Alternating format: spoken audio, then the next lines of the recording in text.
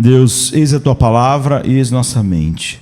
Tua palavra é profunda, nossas mentes superficiais. E nós precisamos, Senhor Pai, que isso penetre mais profundamente do que qualquer outra coisa.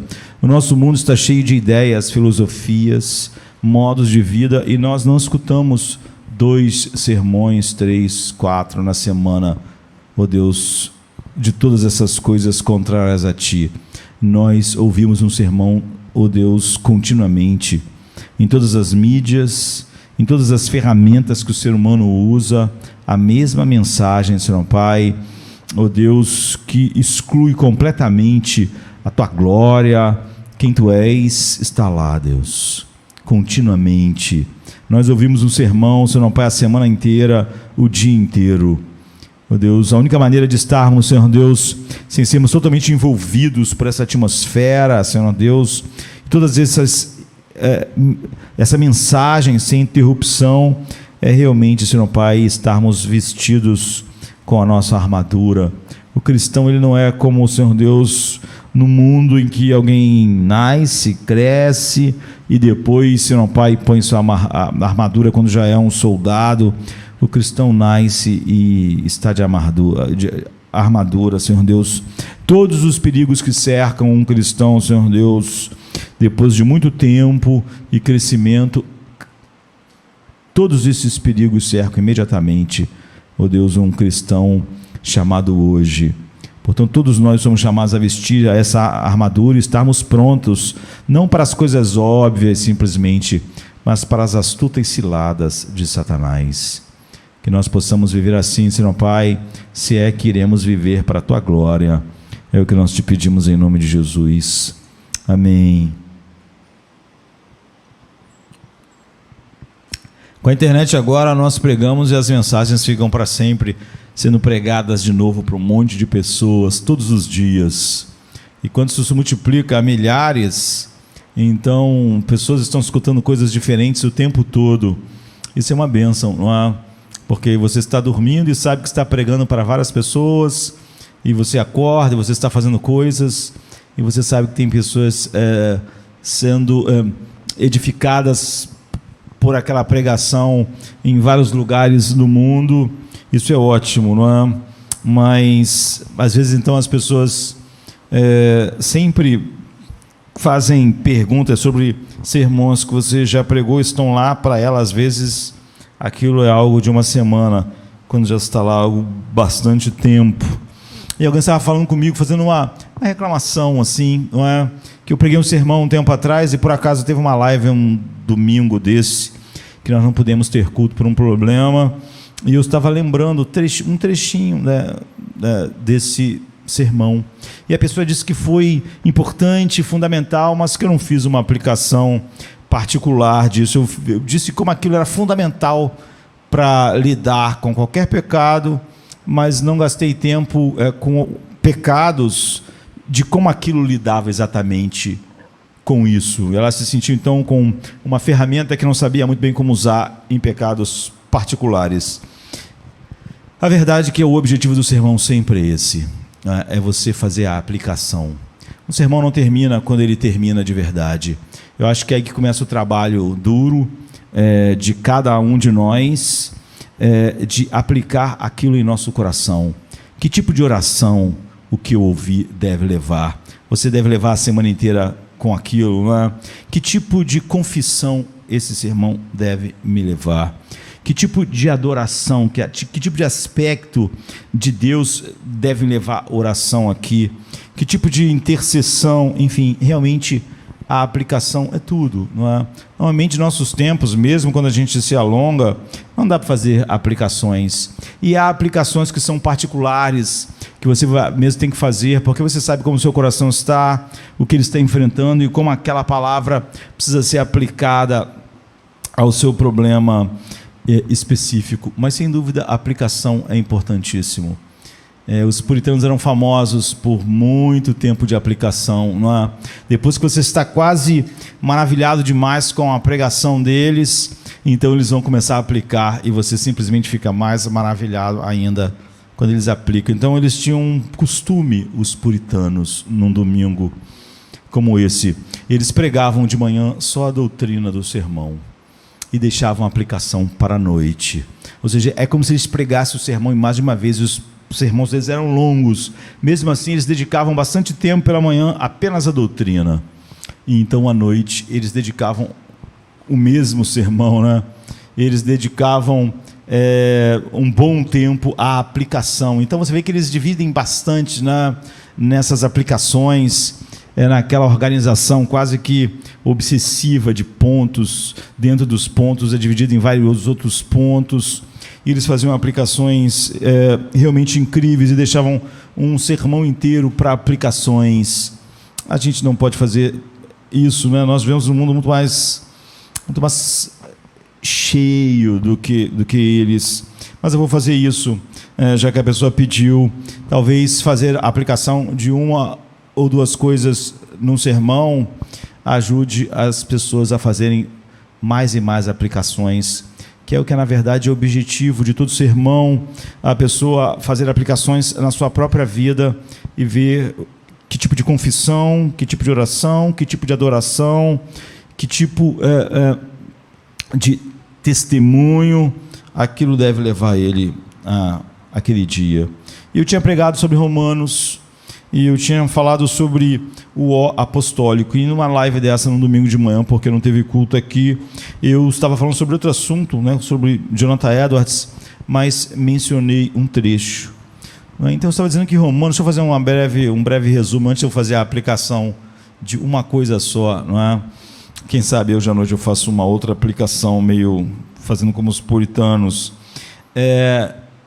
Eu estava falando sobre Romanos, é o livro mais profundo do Novo Testamento. Talvez não é o que cavou mais fundo, mas ele é profundo e ele abrange tudo de uma maneira que nenhum outro livro abrange. Certamente é o mais importante para a compreensão do Evangelho. E a grande amplitude da visão do propósito de Deus está nesse livro de uma maneira ordenada, não é como em outro lugar. O apóstolo Paulo começando fazendo a denúncia sobre todo homem, primeiro gentios, e os judeus ficaram um pouco empolgados, mas depois todo mundo, e mostra por fim que todos estão culpados, não há quem busque Deus, toda boca deve estar calada.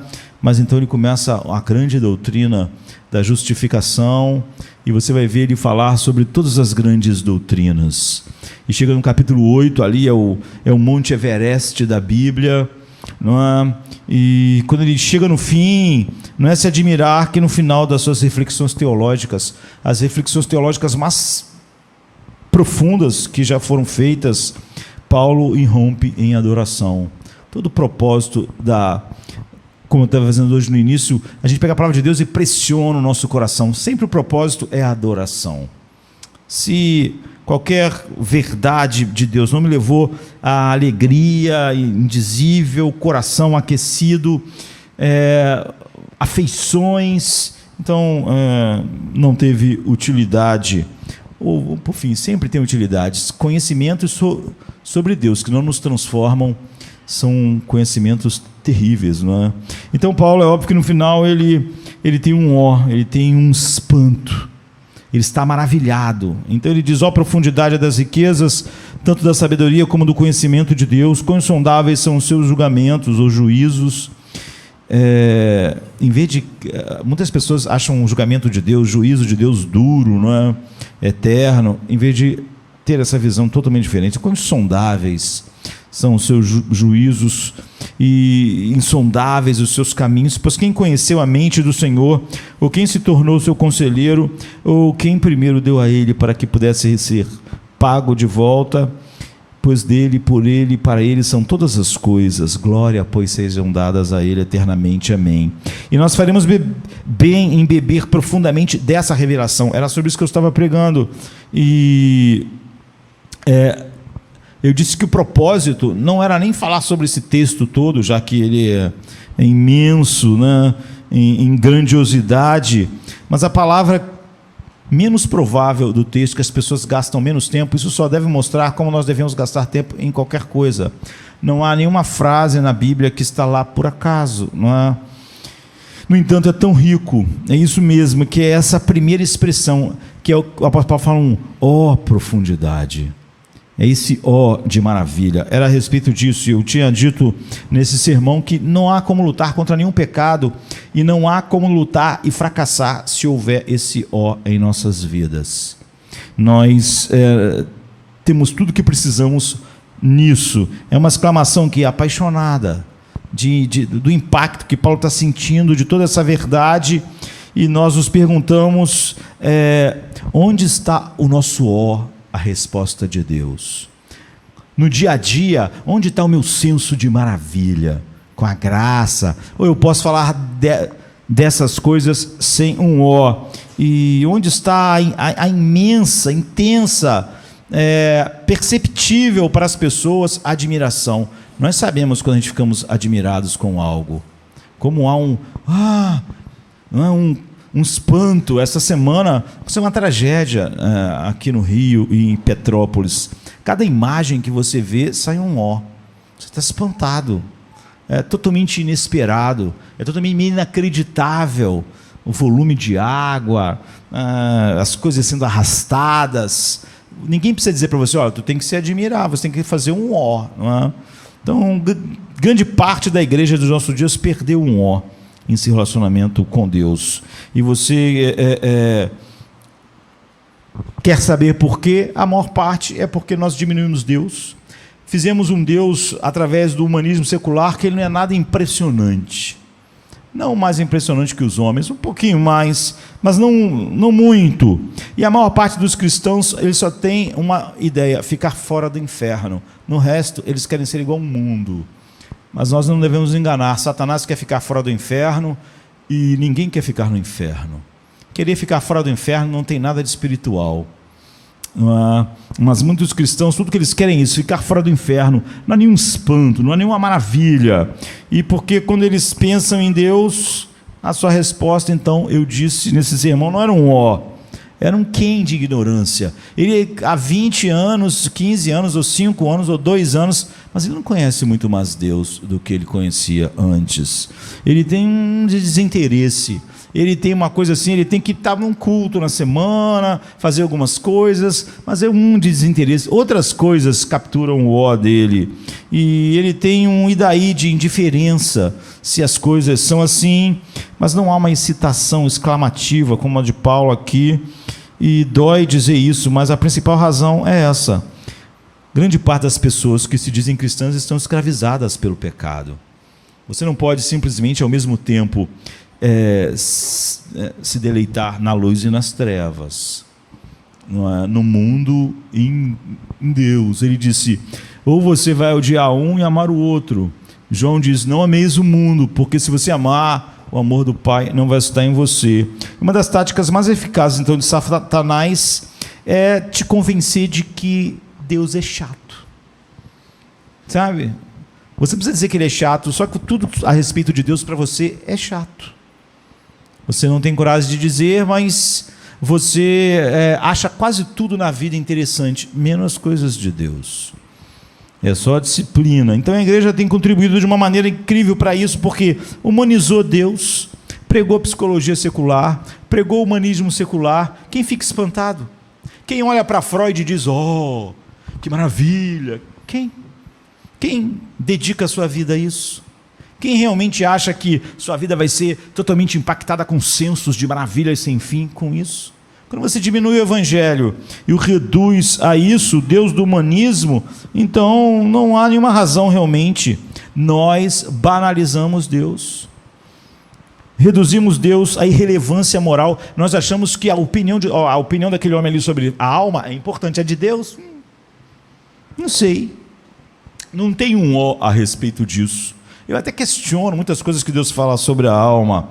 E Deus, para muitos, em muitas áreas da sua vida, é bastante desnecessário. Ele mesmo decide em que área Deus pode estar na sua vida. É a ideia dele. Ele não tem ideia de que vai ter que prestar conta até de um pensamento a Deus no fim. Mas ele acha que realmente, nessa área aqui, Deus não tem nada a ver. É assim, nessa área aqui, não. Então, como isso é indiferente do grito do salmista, que diz assim, quão grande é a tua bondade, que guardaste para os que te temem, que operaste para os que se refugiam em ti.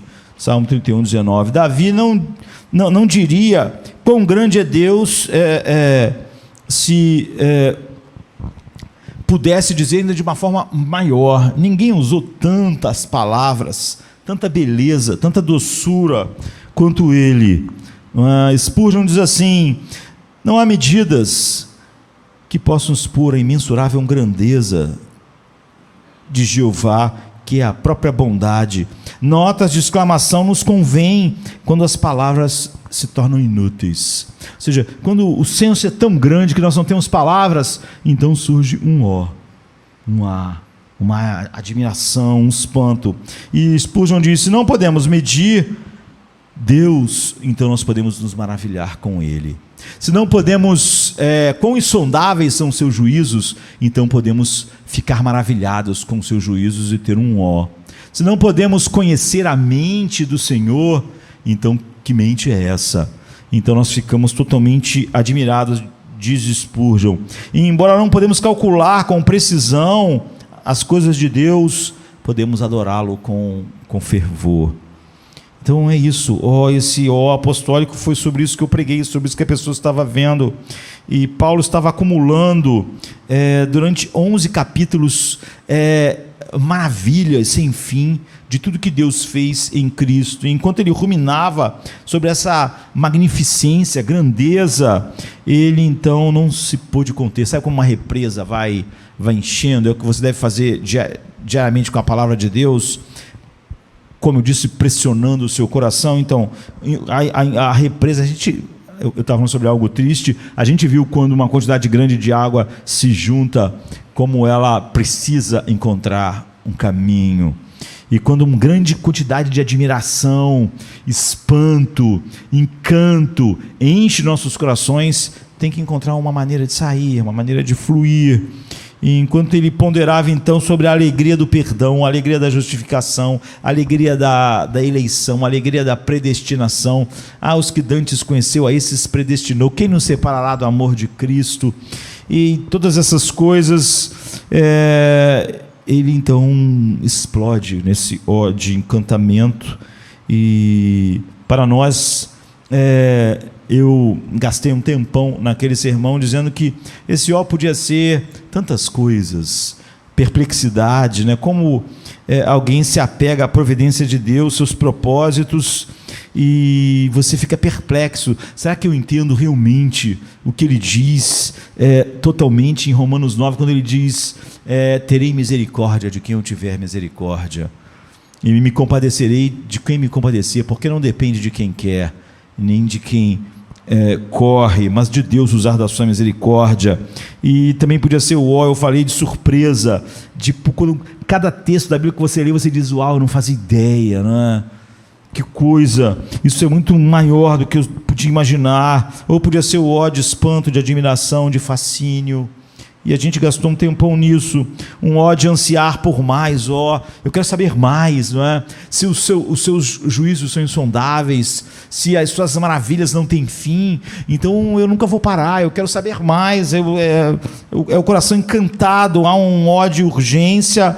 Deus, eu tenho que vê-lo a ti mais claramente, eu tenho que conhecer-te mais, porque tu és tão grande, tão maravilhoso, há muito mais em ti do que eu já conheci até hoje, e daqui a 1 milhão de anos haverá muito mais em ti do que eu terei te conhecido até então. Talvez haja ó de admiração e adoração, um ó de temor reverente, né? Como eu ouso cantar a esse Deus, como esses lábios ousam pronunciar o nome de Deus. O nome de Deus é inefável, né? Inefável é uma palavra maravilhosa, é indescritível, e podia ser o ó da alegria, da satisfação. Como eu poderia olhar para alguém ou qualquer outra coisa quando eu tenho Deus? Por que eu acharia alguma coisa atraente no mundo, a não ser que me leve a Deus de alguma forma, não é? Porque o que pode ser atraente, se tudo é apenas um eco, as coisas boas de quem Ele é, e podia ser um ó de comparação e contraste, não é? Deus não há nada com que te compare. Deus diz assim: com quem vocês vão me comparar? O universo é grande demais? Não, ele é pequeno demais perto de mim. Aquilo ali é muito belo, aquilo ali não é belo perto de mim. O sol é muito brilhante, não é brilhante perto de mim. Com quem vocês vão me comparar? Ou seja, não há comparação em todo o universo com quem eu sou. E eu disse que talvez fosse o ó da dolorosa percepção de Paulo de quão oposto nós somos de Deus. Quando a Bíblia diz que Deus é luz e nele não há treva alguma, nós lembramos que nós nascemos como filho das trevas e que ainda em nós, apesar de não haver nenhuma culpa pela justificação ter terminado com a nossa relação com a lei, ainda assim nós vemos o pecado em nós. Quão diferente ainda somos de Deus. Então há um ó de uma percepção dolorosa de quanto nós às vezes o desonramos, ou um ó que nos deixa de joelhos em humildade, e um ó que energiza, que nos faz dançar, nos faz pular, nos faz experimentar a alegria indizível e cheia de glória. E é isso que Jonathan Edwards tinha em mente quando ele disse: a felicidade e o deleite da alma surgem sempre da visão ou apreensão de algo que lhe pareça muito excelente. Ou seja, é isso que acontece conosco, igual como Paulo, algo parece tão excelente assim. E Jonathan Edwards continua dizendo: há um grande deleite que o cristão desfruta na visão que ele tem da glória e excelência de Deus. Quantas artes e artifícios têm os homens para deleitar os olhos e o corpo, para entretenimento sem fim. Os homens se deleitam ao contemplar grandes cidades, esplêndidos edifícios, majestosos palácios, grandes paisagens. E que prazer muitas vezes se sentem ao contemplar um belo rosto. Não podemos concluir que grandes deleites também podem ser obtidos em agradar infinitamente mais os olhos da mente ao ver o ser mais belo que existe, de onde toda beleza flui, mais glorioso que todo o mundo com sua glória. Tudo bem, você diz, mas o que isso tem a ver então com a santidade? Foi sobre o que eu preguei naquele dia e não pude fazer aplicação. Então a resposta é fácil, não é para que você esteja... A única maneira de lidar com cada pecado particular é estar tão maravilhado com Deus, não é? E pessoas espiritualmente fascinadas não são facilmente seduzidas pelo pecado, queridos. Quando uma coisa te fascina, te tira a atenção das outras coisas. E eu diria que a tentação e as outras coisas perdem o seu charme. E as pessoas que admiram Deus assim, que tem um ó, tudo é menos atraente nesse mundo. Na verdade, tudo é cada vez menos atraente. Quando você fica deslumbrado por Deus, é muito difícil ser enganado por Satanás. Certamente, se Eva estivesse deslumbrado com Deus, ela teria muito pouco diálogo com as sugestões de Satanás de que havia alguma coisa em Deus não tão boa para ela. Quando você é fascinado pela beleza de Deus, é difícil você se tornar escravo de um hábito, de um sentimento, de medo, de ansiedade. E as pessoas cuja atenção foram capturadas pela beleza de Cristo encontram um apelo enorme, infinito em Deus, e esse mundo não lhe parece glamourizado, não é? Esse mundo perde o glamour. Então, foi sobre isso que nós pregamos. E depois eu fiz uma aplicação geral sobre os pecados em geral. E é isso que a pessoa falou, que precisava de aplicações dessa verdade em pecados particulares para olhar, quem sabe, de uma maneira mais adequada para todos os outros pecados. Chesterton, ele diz assim: sustento que o agradecimento é a mais elevada forma de pensamento e que a gratidão é a felicidade duplicada pelo senso de maravilha, espanto e admiração. Então aqui está uma aplicação que nós vamos fazer hoje, e se até lá eu não mudar à noite, eu estou prestes a começar a ferir o sentimento de vocês.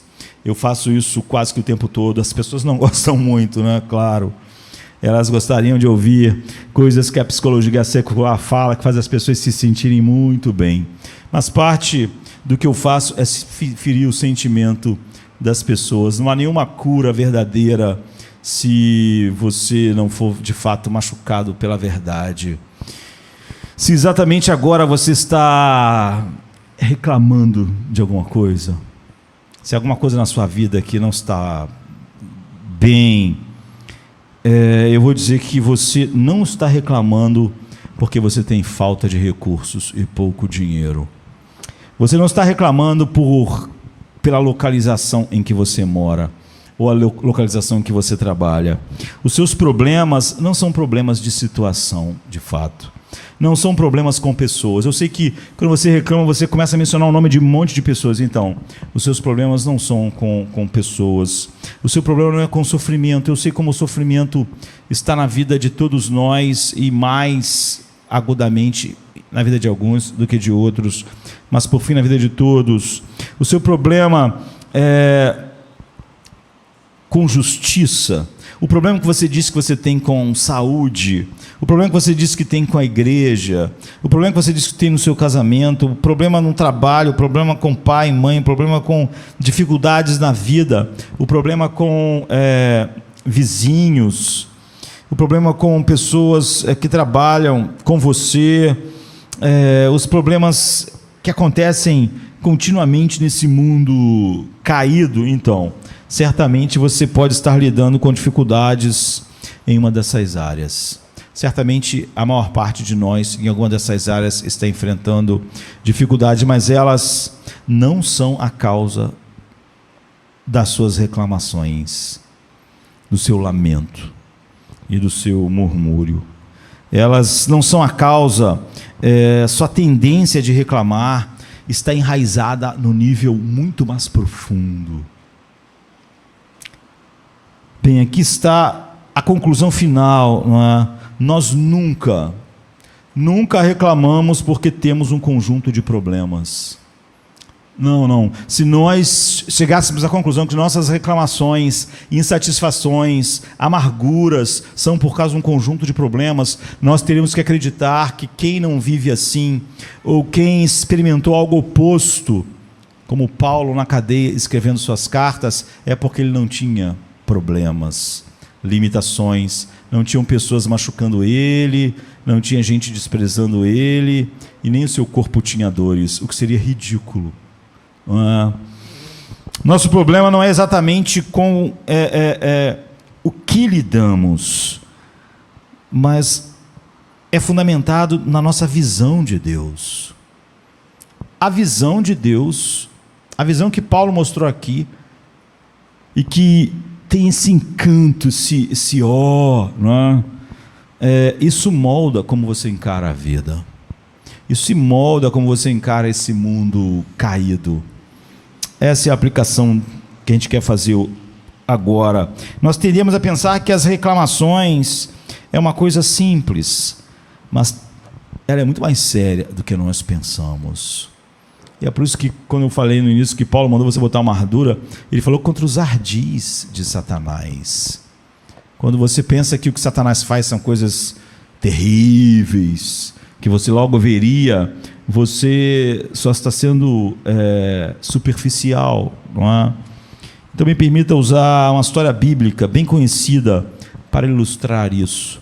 No Deuteronômio 1, a partir do 19, diz assim, é um pouco grande, mas é importante lermos. Então partimos de Horebe e caminhamos por todo aquele grande e terrível deserto que vistes. Quem está falando é Moisés, não é? Pelo caminho da região montanhosa dos amorreus, como o Senhor nosso Deus nos ordenara, e chegamos a Cades Barneia. Então eu vos disse, tendes chegado à região montanhosa dos amorreus, que o Senhor nosso Deus nos dá. Eis que o Senhor teu Deus te colocou esta terra diante de ti, sobe, possua, como te falou o Senhor Deus de teus pais.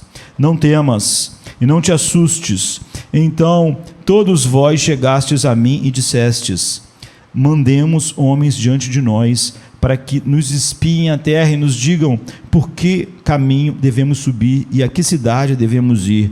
Isso me pareceu bem, de maneira que tomei dentre vós 12 homens, de cada tribo um homem, E foram-se, e subiram a região montanhosa, espiando a terra, vieram até o vale de Escol, e tomaram do fruto da terra na mão, e nulo trouxeram, e nos informaram, dizendo: a terra é boa, que nos dá o Senhor nosso Deus. Porém vós não quisestes subir, mas fostes rebeldes à ordem do Senhor vosso Deus. Murmurastes nas vossas tendas. Sabe, cada família junto lá, as pessoas acham que quando elas estão em família, elas podem falar coisas que Deus não vai estar ouvindo. Então, cada um de vocês murmurou na tenda de vocês, e vocês disseram: tem o Senhor contra nós ódio? Por isso nos tirou do Egito, para nos entregar nas mãos dos amorreus e nos destruir. Para onde subiremos? Nossos irmãos fizeram com que derretesse o nosso coração, dizendo: maior e mais alto do que nós é este povo, e as cidades são grandes e fortificadas até os céus. Também vimos ali os filhos de Anaquins, dos Anaquins. Então eu vos disse: não vos espanteis, nem fiquem com medo. O Senhor vosso Deus, que vai diante de vós, ele pelejará por vós, segundo tudo o que fez conosco diante dos vossos olhos no Egito, como também no deserto, onde vistes que o Senhor vosso Deus nele vos levou, como um homem leva o seu filho, por todo o caminho pelo qual andaste, até chegardes a este lugar, mas nem por isso crestes no Senhor vosso Deus, que foi adiante de vós por todo o caminho, para vos procurar o lugar onde deverias acampar de noite, no fogo, para vos mostrar o caminho por onde havias de andar de dia na nuvem, ou seja, naquela coluna de fogo, e de noite na nuvem. Tendo, pois, ouvido o Senhor as vossas palavras, indignou-se e jurou, dizendo: certamente nenhum dos homens desta maligna geração verá a boa terra que eu jurei dar a vossos pais, salvo Calebe, filho de Jafoné.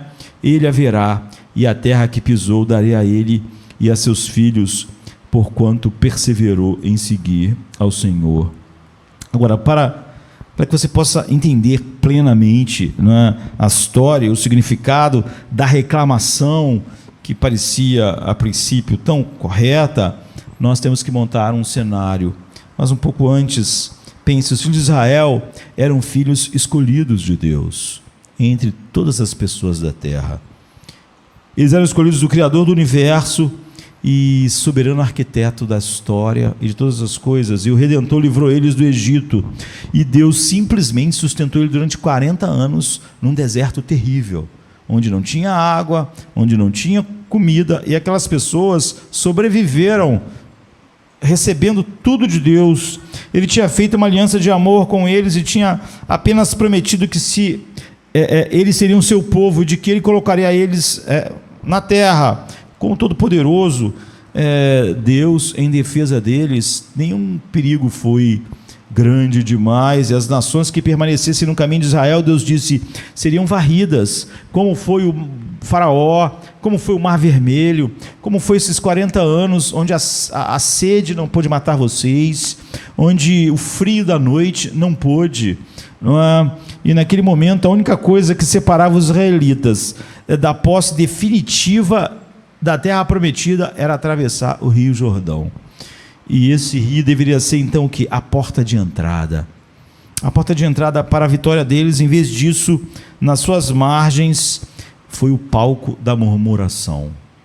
Eles começaram a reclamar. Eles tinham enviado espias à terra e para observar, e colheram frutos, e eles eram enormes, maravilhosos, mas os habitantes também eram enormes e formidáveis. E eles voltaram e relataram ao povo isso, e era mais alto. Quase sempre quando a gente prega, é o que as pessoas dizem: você está falando isso porque você não conhece os problemas da alma. Sempre os gigantes são maiores do que Deus. Sempre os problemas são maiores do que o Evangelho. Você não conhece o meu passado. Então, não conheço, é um gigante, né? Um Anaquim. Provavelmente Deus não vai poder lidar com isso. O Deus eterno finalmente achou um concorrente que realmente o derruba. Deus deve estar arrancando os cabelos para trazer uma imagem humana, né? Porque ele não sabe realmente lidar com isso aí que aconteceu na sua vida. É terrível demais e ele não pode. É o que eles achavam, né? parece muito... só pessoas emocionalmente frágeis, tantos anos, escravidão, né? Eles voltaram relatando que os inimigos eram mais altos, mais poderosos. Naquele momento, com temor, seus corações derretendo, com mil desculpas contra o que Deus dizia claramente, como Deus fala conosco claramente em sua palavra. Os filhos de Israel recusaram a deixar as suas tendas e, em vez de deixar a tenda, eles ficaram dentro da tenda reclamando, marido com mulher, com os filhos, amigos, todo mundo reclamando. Em vez disso, eles se assentaram nas tendas e disseram: tem o Senhor contra nós ódio? Por isso, porque Ele nos tirou da terra do Egito para nos entregar nas mãos dos amorreus e nos destruir. Verso 27. Essa afirmação revela o problema, né? Os israelitas não tinham um problema com a altura do inimigo. Eles tinham um problema com a altura de Deus, né? O problema que eles tinham não era exatamente as cidades fortificadas. O pecado, queridos, o pecado e a morte são inimigos formidáveis. Inimigos totalmente invencíveis para a humanidade. Agora, quem crê no Evangelho, se diz que Deus venceu para nós esses inimigos, temeria quais inimigos? Eles não tinham um problema porque estavam cansados, depois de 40 anos andando e lutando. Não, na base da murmuração deles estava um problema quanto à falta de deleite, maravilha e senso de espanto com Deus. O que faltava a eles era um ó do apóstolo Paulo: ó profundidade, ó Deus grande, ó Deus maravilhoso, ó Deus além. Se houvesse um ó, queridos, nada disso aqui estaria acontecendo. Evidentemente, eles teriam de estar dispostos a se envolver na batalha. Certamente as cidades tinham, mas eles não faziam daquilo muralhas intransponíveis, como as pessoas fazem. Você não conhece o meu problema, você não conhece como é, o Evangelho não pode fazer nada comigo, talvez o humanismo secular possa me ajudar, você não conhece a montanha que está na minha vida, ou as cidades fortificadas. É o argumento deles. A vida nesse mundo caído é dura, queridos, não para alguém, todos nós nascemos nesse mundo e vamos sair daqui através da morte. É muito arrogante um ser humano dizer que ele vive num mundo pior do que as outras pessoas. Todos os nossos pais morrem, todas as pessoas que nós amamos morrem, no final nós morremos. Não contaram a história para diminuir, para evidenciar que Deus não é um ó na nossa vida. No entanto, as palavras de Israel demonstravam que a sua queixa não era exatamente contra as circunstâncias. Eles estavam se queixando contra Deus. Se louvor é celebrar a glória de Deus, reclamar é o anti-louvor. Se a alegria do Senhor é a nossa força, a adoração é a nossa força, o desânimo é óbvio que é fruto do oposto. Não há um ó, não há um senso de maravilha. Não apenas a reclamação deixa de reconhecer a grandeza de Deus, ela questiona. Não é só que você está dizendo que Deus é maior do que isso aí, sei lá o que é, maior do que Jericó, do que os amorreus. Você não está dizendo só isso, você está dizendo: Deus não tem caráter, Ele fez promessas que Ele não pode cumprir, Ele falha, Ele encontra inimigos que são maiores do que Ele fez promessas muito maiores do que Ele pode cumprir. Isso aqui é um ataque direto ao caráter de Deus, o que eles estão fazendo. Se você crê que Deus é o criador e controlador de tudo que há, então é impossível reclamar de uma circunstância sem reclamar de Deus.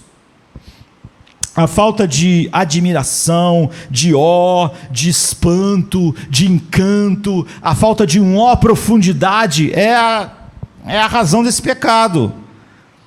É isso que me leva a questionar o que Deus está fazendo, o caráter de Deus, ou então achar que Ele não entende realmente dos problemas terríveis da alma, que está muito além do que Ele pode. Então, isso faz eu tomar o quê? Sempre que eu acho que Deus é menor do que Ele é, eu tenho que tomar as coisas nas minhas mãos. Eu vou deixar nas mãos dEle, esse incompetente? Eu não entendo sobre a alma, não entendo sobre Jericó, não entendo sobre os anaquins. Eu vou tomar uma decisão muito mais sábia, eu vou para o deserto, eu vou voltar, porque eu não vou entrar nessa cidade. Essa é uma péssima ideia. Isso foi o que aconteceu às margens do Rio Jordão. Muito além de uma simples murmuração por causa das circunstâncias difíceis, a reclamação de Israel era profundamente teológica. Todas as tuas reclamações são teológicas, todas indicam claramente que Satanás já fez você achar o evangelho uma chatice, uma coisa fraca, uma coisa frágil. Não há um ó em sua vida, isso foi roubado da vida, e sem o ó, então isso acontece. Simplesmente você não pode entender essa história e continuar pensando que para um cristão reclamação e desânimo por causa de algo é algo simples. Essas pessoas aqui hoje diriam, elas precisavam de conforto, precisavam de um ombro amigo. Elas estavam muitos anos no deserto, muitos problemas sem fim. Imagine quantos problemas psicológicos, traumas não desenvolveram, que elas estavam precisando de conforto. E no entanto Deus diz, não vai entrar ninguém. Ninguém que me chama de mentiroso precisa de conforto. Ninguém que diz que eu não sou o Deus que eu sou, ninguém que não tem um ó diante de mim precisa de conforto. Se alguém não diz ó a profundidade das riquezas, mas ó quão pequeno Deus não é de conforto que vocês precisam. Então essa passagem é clara em mostrar que definitivamente Deus não vê nossas reclamações e medos e ansiedades como algo simples. Ele foi rápido em seu juízo. Pelo fato dos filhos de Israel terem questionado o Senhor, eles não iam mais entrar. A Bíblia diz que Deus jurou, vocês vão morrer no deserto. Não, mas eu tenho um distúrbio tal, foi por isso que eu fiquei com medo. Todos vão morrer no deserto. Não, mas é que papai era um cara muito assim, que não passava segurança, então eu fiquei uma pessoa insegura. Todos vão morrer no deserto. Não existe. Você não me chama de mentiroso, não diz que eu não sou digno de nenhuma admiração e simplesmente me conta uma história. Ninguém vai entrar. Não importa a história que você me conte para a sua covardia, para a sua falta de admiração, para você me chamar de mentiroso. Esse era algo trágico, e vamos desenvolver um pouco mais o problema quanto à falta de ó do apóstolo Paulo em Romanos 11 aqui. Mas antes, por exemplo, Paulo diz assim em Filipenses 2,14: fazei todas as coisas sem murmuração. É incrível, não é? É incrivelmente fácil usar esse mandamento sem realmente ouvir as suas palavras. Todas as coisas sem murmurar, sim, todas as coisas. Acordar com dor de garganta, receber críticas, pagar a multa do estacionamento, limpar a casa, receber quem você precisa receber, disciplinar seus filhos, trocar o pneu furado, responder o que você precisa responder diante do governo, fazer todas as coisas sem murmurar. Essa é uma palavra difícil, não é? Muitas pessoas vão responder igual responderam a Jesus em João 6,66. Dura essa palavra, quem a pode ouvir? Então, para essas pessoas, elas começaram a ir embora, e Jesus disse para os discípulos: vocês não vão embora também? Muitos de nós acordamos prontos para resmungar, queridos, e passamos nossos dias murmurando para uma grande variedade de objetos que nos atrapalham. Nós podemos usar palavras bonitas. Eu tenho feito uma série de lives, já está na quarta já, sobre sombra e negação. Isso aqui não é parte dela, mas bem que podia ser. Nós sempre entramos em negação com o pecado. E uma das coisas que a gente gosta de fazer é dar outro nome. Você, em vez de falar que está murmurando contra Deus, você chama de desabafar. Bonito, né? Não parece muito pecaminoso. Você chama de ser honesto. Você chama de tirar algo do peito. Estou precisando tirar algo do peito, sabe? Está me impressionando, assim. Tem que falar. Tem que me abrir. Tem que botar isso para fora, né? Então, você diz que, às vezes, é até mais sutil ainda, é mais espiritualmente diabólico. Você finge que está pedindo alguém para orar, mas você só quer reclamar mesmo. Contar a sua reclamação. Mas Deus sabe o que estamos fazendo. E se realmente pensarmos sobre isso, muitas vezes, a maioria das vezes, nós também sabemos, não é? O resmungo é um zumbido de um coração caído. O resmungo é o zumbido de um coração que não tem um ó. Não é possível ao mesmo tempo estar totalmente maravilhado, e reclamando. E muitas vezes essa é uma marca registrada do pecado interior. Isso faz dos não murmuradores um povo peculiar neste mundo. De tal forma que Paulo fala a respeito disso e diz: mas fazendo todas as coisas sem murmuração. Filipenses 2, 14 e 15. E ele diz: e vocês vão brilhar no mundo como estrelas no meio da escuridão. Porque isso é tão raro que a diferença entre a escuridão e uma estrela. E o uso da palavra resmungar por Paulo, é uma referência a Deuteronômio 32:5, no versículo seguinte. Eu já disse que os apóstolos mencionam a Bíblia o tempo todo, mas eles não dizem o texto, a gente tem que conhecer. Isso nos leva de volta exatamente a Canaã, entre o Egito e Canaã, onde encontramos esse grupo aqui resmungando, e que seus 40 anos no deserto nos ensinam sobre a murmuração. Nos ensinam que o resmungo é um descontentamento que acaba se tornando audível, e o desprezo do coração que escapa pela boca já estava lá, mas como a admiração a Deus, como eu disse, acaba tendo que extravasar, profundidade. O coração insatisfeito também é uma represa, é o mesmo processo oposto, não é? E a Bíblia diz assim em Números 14 e 11, 4, Salmo 106, 14, um forte desejo por algo que temos nos deixa inquietos, não é? E o objeto do nosso desejo não precisa ser mal. Esse é o problema. Não precisa ser mal. Os israelitas, por exemplo, eles alcançaram prazeres,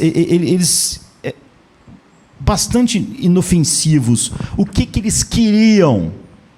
Água e comida. A gente acha que pode reclamar sobre tudo, mas você pensa, água e comida, mas era sobre isso que eles reclamaram e foi inaceitável.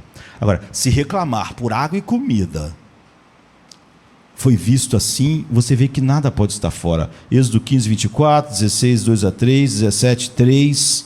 Uma passagem segura para a terra. O que eles queriam então? Água, comida e segurança. A gente não gosta. Tem um vírus, tal. Eu queria que não tivesse o vírus. Então, a gente quer segurança. A gente quer ter certeza que os inimigos não vão chegar até nós. Eles queriam isso, segurança. Água, comida, segurança. Te parecem coisas ruins para se querer? Água, comida, segurança e Números 16, 14, conforto. Está completo. Água, comida, segurança e conforto. Parecem coisas muito boas de se querer. Mas seus desejos por essas coisas boas, de alguma forma, se tornaram muito ruins. Eles as queriam mais cedo do que Deus decidiu dar. Deus pode querer te dar um conforto só daqui a 10 anos. Ele pode. Ele pode querer te dar a segurança que você quer daqui a 20 anos. Ele pode. Mas eles queriam agora. Assim também conosco. Queremos uma noite relaxante em casa, mas recebemos uma ligação e é um grande problema. Queremos um trabalho que pareça significativo, mas vamos passar a vida, às vezes, num trabalho preso a planilhas que não parece ter grande significado para o mundo. Ou mais significativamente, nós queremos um futuro, nós planejamos um futuro na carreira, um futuro para a vida, um futuro para nossos filhos, um futuro ministerial, e nunca vamos conseguir o que queríamos. Paulo, por exemplo, queria ir para a Espanha pregar o Evangelho, e nós sabemos que ele acabou morto em Roma. E a gente pensa o quê? Injusto. Alguma coisa dentro de nós diz que é injusto, não está certo. Esse é meu sonho, meu plano, era para glorificar a Deus, essas coisas. Os desejos se tornam expectativas, e as expectativas se tornam direitos, e quando não acontecem, nós nos sentimos injustiçados pela vida. Em vez de levar nossa decepção a Deus e permitir que a sua palavra nos estabilize, a vontade dele nos estabilize, a vontade dele nós pressionemos sobre nossos corações a sua beleza para ter um ó em nossos corações, nós deixamos o desejo não satisfeito se transformar em descontentamento e nós resmungamos. Você vê um pecado muito comum, a pessoa pediu para que eu aplicasse de como aquela doutrina vence todos os pecados, e a única que pode vencer se ó em Deus. Então, resmungar é mais do que a voz do descontentamento, no entanto, também é uma voz de incredulidade. Resmungando quando nós achamos que o bom propósito de Deus não é tão bom quanto devia ser, não queremos confiar que Deus está criando essa decepção para o nosso bem. Não queremos acreditar que anos no deserto podia ser o melhor para nós, e sentir a fome, e sentir sede algumas vezes, e não ter conforto. Achamos que não pode ser o que Deus quer para nós, porque nós temos olhos maus quando somos assim. E Jesus disse que os olhos maus veem tudo de uma maneira má. Mas se teus olhos forem bons, tu começa a ver as coisas de outra forma. Paulo diz assim: foi bom eu ter sido preso, porque isso acabou divulgando mais o evangelho. Você, olhos bons. A maioria das pessoas não teriam visto nada bom em ser preso, sem conforto, sem segurança, sem tudo que essas pessoas queriam. Quando os israelitas terminaram de enterrar a última pessoa no deserto, imagine isso, eles enterraram 70 pessoas por dia. Acho que Moisés é o cara que mais fez enterro que existiu. Imagine você todo dia ter 70 pessoas do seu povo para enterrar. Ele teve que enterrar isso durante 40 anos para que toda uma geração morresse. Quando eles abriram a última sepultura, enterraram o último, Deuteronômio 8, 17, 16 diz algo terrível. Deus os guiou por esse grande e terrível deserto para que Ele te humilhe e te prove, para no final te fazer o bem. Ou seja, que comentário trágico eu acho esse texto aqui, sobre aquelas sepulturas, cada sepultura, 70 por dia, durante 40 anos. Em cada lápide tinha que estar escrito o quê? Nós resmungamos contra o nosso bem. Deus disse: Deus tirou vocês para lhes fazer o bem, mas vocês não acreditaram, vocês reclamaram o tempo inteiro. Então na lápide de vocês devia estar: reclamamos contra o nosso bem, reclamamos contra o que de bom ia ser feito, e nós acabamos mortos no deserto. Deus já havia dito isso a eles depois do primeiro episódio de murmuração. Ele lhes apresentou uma escolha em Êxodo 15, 26, ele disse: eles poderiam ouvir diligentemente a voz do seu Deus, ou poderiam seguir a turba furiosa dos seus sentimentos, junto com as outras pessoas que seguiriam mesmo. Bem, a história nós já conhecemos.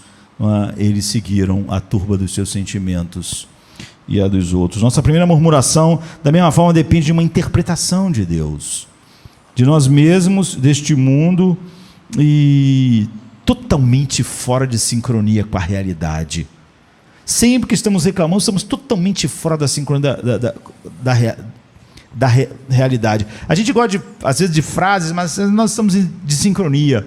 A gente diz: olha, se eu não estou no inferno, Deus já está sendo infinitamente bom. Mas não é verdade, que eu estou reclamando por causa de água, pão e essas coisas. A gente resmunga porque nós ouvimos diligentemente uma voz diferente da de Deus, e nós começamos a repetir a palavra. Nós devíamos imediatamente, quando víssemos essa voz, dizer: Senhor, ajude-me a confiar que Tu és bom. Pegar a palavra de Deus e começar a massagear nossos corações com as suas belezas, mas não é o que a gente faz. Então, vamos fazer algumas perguntas para aplicar essa doutrina especificamente. Está totalmente claro que a visão que você tem de Deus vai, de maneira inevitável, moldar as suas circunstâncias, moldar a perspectiva das suas circunstâncias, vai moldar como você vê a sua doença, a sua dor, a sua perda, a traição, a qualquer coisa. Desse modo, sua teologia é como uma lente, através da qual você examina a sua vida. Todo dia você examina a sua vida. É impossível para você não examinar a sua vida. E a teologia é uma lente. Isso significa que você nunca aborda as circunstâncias de uma posição neutra. Cada coisa que acontece com você, você nunca parte de uma posição neutra. Você vai partir ou de um ó ou de uma indiferença para Deus. Como você partir, essa circunstância vai parecer totalmente diferente. Isso significa que você nunca aborda essas coisas na neutralidade. Você e eu sempre avaliamos nossa situação da posição estratégica de deleite, espanto e um ó no coração, sempre.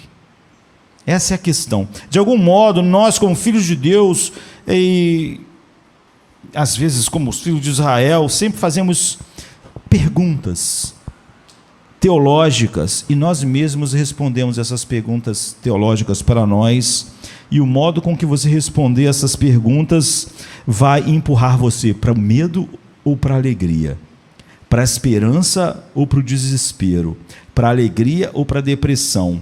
Vai empurrar você para um ó ou para um coração totalmente frio para com a beleza de Deus.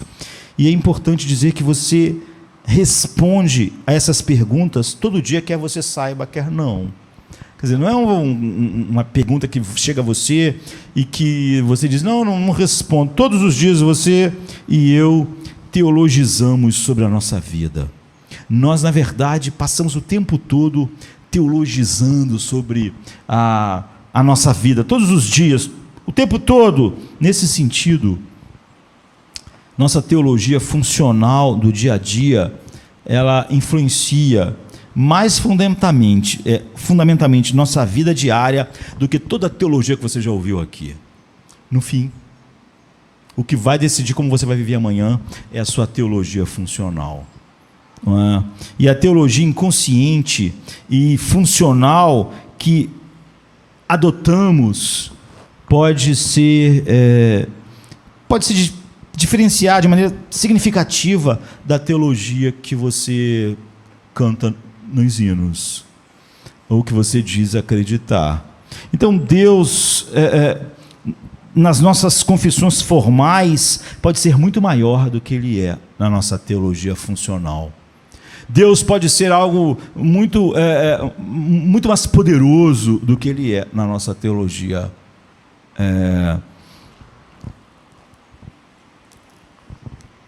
que nós experimentamos no dia a dia, mesmo naqueles momentos em que não estamos conscientes de que estamos realmente teologizando ou pensando em Deus. Você faz essas perguntas teológicas que são profundamente significativas, você responde a elas e isso vai depender de tudo que você vai fazer. Você seja um pastor, seja um militar, programador de computador, trabalhador de banco, trabalhador em qualquer repartição pública, enfim, você pode ser um bombeiro, você faz isso num estado de espanto, temor e admiração vertical quanto à beleza infinita de Deus, ou você faz essas coisas, você é marido, você é esposa, como uma amnésia sobre quem Ele é. Uma amnésia. Esse é o dia a dia. Há uma teologia funcional. E eu, como pastor, já ouvi muitas vezes as pessoas dizer para mim assim: eu sei, pastor, que Jesus saiu do seu trono, morreu na cruz, mas é que essa pessoa, ela me abandonou. Como ela pode botar essas duas coisas na frase? É como se ela estivesse dizendo: eu sei que Jesus desceu, mas a coisa mais importante na minha vida não funcionou. Então eu sei que Deus é grande, maravilhoso. Não sabe nada, porque ninguém fala dessa forma. A pessoa está dizendo para mim assim: não há um ó na minha vida. O meu tinha um ó numa outra coisa, mas esse ó da outra coisa se foi, então não tem ó nenhum. Então a primeira questão que a gente sempre faz para nós, a pergunta que a gente faz é: Deus é bom? Pode ter certeza de que a bondade de Deus deixará você confuso. Se não deixa, você nunca pensou nela direito. Veja, o que parece bom da perspectiva perfeita da eternidade, o destino de Deus nem sempre parece bom do ponto de vista terreno. Você tem que crer, se maravilhar com a bondade dele. É difícil aceitar que Deus sabe mais do que nós. Difícil. É fácil admitir que Deus pode usar as dificuldades para o bem de uma maneira geral, mas é difícil enxergar como Deus usa para o bem, dificuldades e coisas terríveis na minha vida. Quando se pensa no que é bom, é difícil manter o programa de Deus.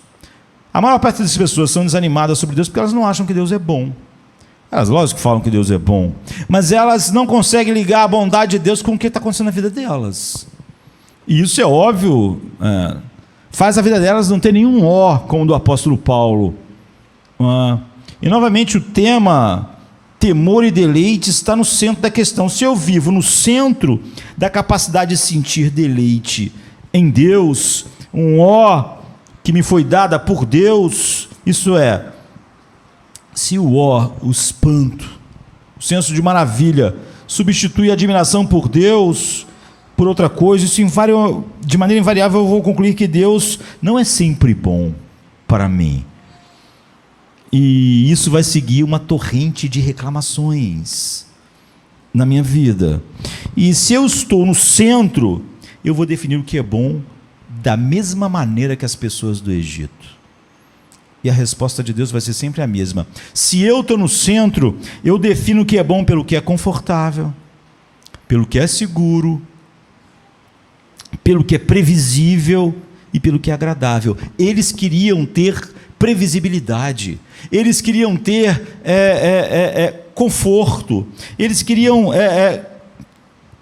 Ou seja, se eu sou o centro, é óbvio que é assim que eu vou ter que definir o que é bom para mim. A vida boa será a vida fácil. Por quê? Porque a admiração pelo eu substituiu a admiração por Deus. O ó por Deus foi substituído por um ó para mim mesmo. Eu não consigo ver nada bom que não seja bom para o meu conforto, para a minha segurança, para os meus planos. Não consigo. Eu me aborreço. Assim, quando a dificuldade surge no meu caminho, minha resposta teológica negligente será perguntar a Deus a razão. E quando eu penso nisso, a razão, é óbvio que eu estou questionando a bondade de Deus. Nos meus primeiros anos de ministério, quantas vezes fiquei surpreso com a quantidade de pessoas aconselhadas que simplesmente elas não diziam, mas estavam com raiva de Deus. Elas não tinham uma ideia quem primeiro deu a ele para depois receber. Elas achavam que mereciam receber algo, porque certamente elas achavam que deram algo a Deus. Elas estavam impressionadas como Deus não podia estar fazendo determinadas coisas. E eu estava impressionado com aquela quantidade de pessoas que simplesmente já tinham assumido de que Deus não era bom.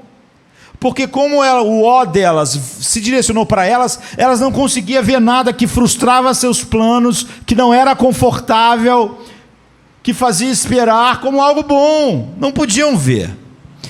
Porém, há algo de mortal nesse processo, que eu já mencionei antes. Se você se permite questionar a bondade de Deus, você vai deixar de seguir seus mandamentos e de correr em busca da ajuda, do sustento, da beleza dele, porque você não corre para quem você não tem confiança, para quem você não acha bom, você não segue, nem busca a sua ajuda. É por isso que a maior parte dos cristãos hoje eles se evangelizam com o humanismo secular. Eles não acreditam.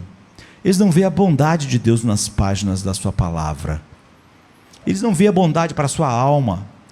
Eles simplesmente não veem. No entanto, Deus é bom. Sua bondade é a pedra fundamental das impressionantes perfeições que devem levar o homem ao ó. Paulo está dando um ó porque ele acha Deus bom demais. Ele nunca pensa, deseja, diz ou faz o que é mal. Deus nunca faz isso, pensa, deseja. Deus é a definição de tudo que é bom, reto e verdadeiro. Como eu disse, tinha que estar na sepultura deles. Nós reclamamos contra o nosso bem, porque Deus disse: eu tinha tirado vocês para fazer o bem a vocês, o bem, mas vocês só reclamaram. Sua bondade é tão radiante e gloriosa que deveria nos deixar o quê? Sem palavras. E quando você está diante de uma bondade sem palavras, você expressa assim: oh, Você está maravilhado, não há palavras, é inefável. E se estivermos admirados pela bondade de Deus, olha quanta coisa Deus tem para se admirar. Mas se você estiver com um ó sobre a bondade de Deus, nós nunca entraremos em pânico nas tribulações. E não nos recusaremos a fazer as coisas difíceis que Deus nos chama para fazer, porque nós confiamos na sua bondade. A única maneira de Paulo entrar na cidade sabendo que ia apanhar lá, era pensar. Se ele pensasse, Deus, por que Deus quer que eu apanhe? Por que essa humilhação? Que bom pode haver em ser humilhado pelas pessoas, e ser levado na praça, e tirar minha roupa, e bater em mim. Por que Deus está dizendo que de cidade em cidade eu vou apanhar? Então, se ele duvidasse do amor de Deus, da bondade de Deus, ele não ia poder ver nada bom nisso. Não é? Gostaria de poder dizer que nunca levei Deus ao tribunal do julgamento, mas todos nós temos que estar muito atentos. Você vê, Satanás destrói todo o senso de ódio, admiração, com coisas muito pequenas. Eles queriam água, queriam conforto e segurança. Eu vi alguém contando que ele teve muitos problemas com o pai, problemas terríveis com o pai a vida inteira, desde criança, sua mãe e ele. Então seu pai foi terrível. E quando seu pai estava velhinho, ele precisou, e ele então acolheu o pai em casa. Foi difícil para ele, mas ele pensou, vou acolher, eu sou um servo de Deus, é o que eu devo fazer. E o pai dele ficou lá, e ele pensou, quem sabe esse contato fará com que finalmente meu pai se converta, que meu pai seja transformado. Mas ele disse que não aconteceu nada disso, e um dia o pai dele caiu da escada e morreu. E na visão dele não tinha acontecido nada bom naquela história.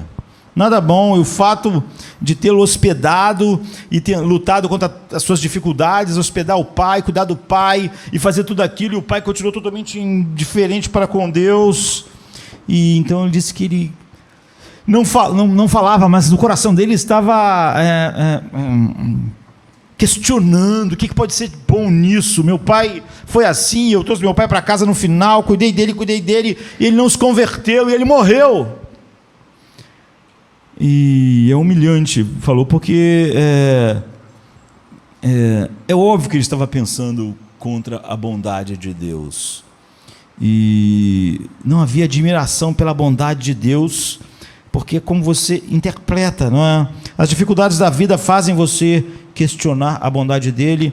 Isso é uma coisa interessante. Deus é obrigado a salvar seu pai? É assim que você vai decidir que ele é bom? É isso? Você está esperando ele salvar seu pai? Você acha que Deus, para ser bom, tem que salvar o seu marido? Tem que salvar a sua esposa? Que ele tem que salvar seu filho? Você não diz que acredita na graça? Que todo mundo merece ir para o inferno? É assim que você vai decidir que Deus é bom? Você vai esperar acontecer alguma coisa? E aí vai julgar a bondade de Deus? Esse tipo de fé que você tem no conhecimento de Deus, é óbvio que ela não tem nenhum ó. Não é? Nós não podemos dizer que nós mesmos merecemos ir para o inferno, e depois que alguém for para o inferno, ficarmos achando que Deus fez algo errado. Como eu disse, normalmente nossa teologia funcional é muito pior do que a teologia que a gente diz acreditar. Ninguém merece, nenhum sequer. Todos pecaram, todos estão destituídos. Então, papai, mamãe, filho, todos estão, e Deus não é obrigado a salvá-los. E não medimos a bondade de Deus por isso, porque se ele for bom e justo, os nossos parentes e nós vamos para o inferno. Aquela pessoa ficou amarga, e óbvio, graças a Deus, percebeu o absurdo. Por quê? Porque ela não confiava, não acreditava, não havia um ó para com a bondade de Deus. Paulo podia ter um ó para a bondade de Deus, de cidade em cidade apanhando, mas ele não podia ter com seu pai morrendo, perdido. Depois do seu esforço, depois de problemas, marcas do passado, de tentar ajudar, quem sabe o pai se converter. Deus não prometeu isso a nós. Deus não deve isso a ninguém. Quando nós mencionamos o texto, Deus tem misericórdia de quem quer, não depende de quem quer, nem de quem corre, querido, me desculpe, mas envolve nossos parentes, envolve quem nós amamos. E se você vai julgar a bondade de Deus, dependendo do que ele vai fazer com a sua família, então você não acredita nela. Foi o que Israel fez. Não tem água, não tem conforto, não acredito que ele está sendo bom, porque como eu estou no centro e o papai, a mamãe é a coisa mais importante no mundo, se Deus não salvar o que eu acho mais importante, eu não acho ele bom, porque o meu ó está sobre coisas que não é ele. Em vez de eu estar admirado com as coisas que ele faz, eu estou ao contrário, eu estou esperando acontecer algo para dizer: onde está a bondade de Deus? Ele é obrigado a salvar meu cônjuge? Você não acredita nas doutrinas da graça? Ele não é obrigado a nada. E nós não vamos deixar a vida acontecer para decidirmos se Deus é bom. Nós já devíamos viver no deserto, porque o Senhor é bom e sua misericórdia dura para sempre. Quando Jeremias diz: a causa de nós não sermos destruídos é a tua misericórdia, Judá estava toda destruída, milhares tinham morrido, o resto tinha sido levado escravo. Ele disse: as tuas misericórdias não têm fim. Jeremias não estava decidindo que Deus era bom porque ele estava sentado de férias num resort, olhando para o mar. Ele estava olhando para o amontoado de cadáveres. E ele disse: as suas misericórdias se renovam a cada manhã, grande é a tua fidelidade. Jeremias acreditava que Deus era bom, não porque tantas pessoas que ele conhecia tinham morrido naquele dia. Em segundo lugar, Deus fará o que prometeu. Poucas perguntas nessa vida são mais importantes, visto que todos nós somos pequenos e fracos, que nunca saberemos realmente o que vai acontecer. Esse é um grande problema. Nós nunca vamos saber o que vai acontecer amanhã, mas a gente sempre quer saber o que vai acontecer amanhã. Tem muitas pessoas que dizem que Deus ainda fala hoje. Mentira, eles não acreditam que Deus fala hoje. Deus fala hoje, é óbvio, na Bíblia, mas quando eles falam que Deus fala hoje, eles não estão falando da Bíblia, que é o único lugar onde Deus fala. Eles estão pensando que Deus vai contar a eles o que vai acontecer amanhã. O que eles querem é cartomante. Se eles quisessem conhecer o coração de Deus, eles sabem que Deus revelou-se perfeitamente em seu Filho. Então o que Deus nos chama a fazer, coisas difíceis e sacrificiais, nós vamos saber que suas promessas são confiáveis. Como a gente pode fazer algo difícil que Deus nos chama a fazer, se a gente acha que a promessa dele não é confiável? Como é que Paulo poderia morrer se ele não achasse que Deus era confiável para cumprir o que prometeu? Ele sempre estará conosco. Como eu disse aqui outro dia, eu estava pregando, aqui não, acho que foi numa live, já nem sei mais, mas um filme que não é o que está na Bíblia, mas um filme que sintetizava bem o que estava acontecendo. O diretor captou bem. Na hora que Isaac está ali para ser sacrificado, ele pergunta ao pai dele: não há nada que ele te peça que você não faça, não é? E Abraão diz: nada. Ele nos dará tudo o que necessitamos. Nós acreditamos na sua promessa. Ele nos perdoará todos os nossos pecados. O seu amor dura para sempre. Ele manterá a obra da sua graça até que ela esteja completa. Ele proverá o guia e a proteção que nós necessitamos até o fim, até o instante final. Ele vai fazer tudo isso. As promessas de Deus são intencionadas para nos comover, para nos motivar, para tirar de nós um ó. Foi isso que Romanos incutiu ao escrever o apóstolo Paulo. Elas são intencionadas para estilar o que? Esperança. Elas são intencionadas para nos dar coragem. A promessa que Deus deu daquele povo: eu vou dar as cidades, lá tem gigantes, eles são mais fortes. A questão não é essa. Eu vou dar a cidade a vocês, vocês vão acreditar na minha promessa. Quase sempre quando a gente prega verdadeiramente o evangelho, a pessoa diz: ah, mas esse troço é grande demais. A questão não é essa. Deus prometeu, você vai acreditar. Elas são intencionadas para derrotar exatamente nosso sentimento de impotência, incapacidade que nós temos, que tende a gerar temor. Mas nós pegamos essas incapacidades e abraçamos as promessas de Deus. Elas são intencionadas para nos dar paz. Quando à nossa volta tudo é caótico, confusão, e nós sabemos que não temos como resolver as coisas. Eu só dependo do quê? Promessa. O objetivo de promessa, o tempo passa rápido. O objetivo de promessa é garantir o futuro. Todo o nosso futuro é incerto. A promessa é a única coisa que diz: sobre o futuro. Eu não sei como vai ser o futuro, mas a promessa garante que Deus vai estar comigo. Deus vai cumprir o que Ele disse. É isso que isso que é a aliança. Eu já falei isso aqui. Às vezes eu deixava os casados que não casar preparar o seu voto de casamento, porque as pessoas vão querer falar coisas mais belas, elas imaginam. Mas eu percebi que todas que preparam um voto de casamento não preparam voto de casamento nenhum. Elas dizem: você é o meu amor, naquele dia quando eu te encontrei, foi maravilhoso, eu estou aqui, meu coração está se derretendo, você é a pessoa mais maravilhosa, eu te amo mais do que tudo.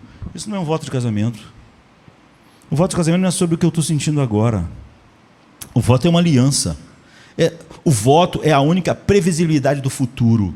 O voto de casamento é eu dizer para alguém o que Deus disse: eu não te deixarei, eu não te abandonarei. Eu não sei como você está me sentindo daqui a 20 anos. Não sei se eu vou estar sentindo pássaros voando, beija-flores no céu. Não sei como você está sentindo. Eu vou prometer o seguinte: eu vou estar contigo. Eu vou cuidar de você. Não importa o que aconteça. Não sabemos sobre o futuro. O futuro é incerto. A única coisa certa é a nossa aliança. Ou seja, a promessa, a aliança, e o casamento aponta para essa aliança, é a única coisa que dá previsibilidade ao futuro. Não sei se você vai estar doente, mas se você ficar doente, ficar na cama, eu vou estar lá.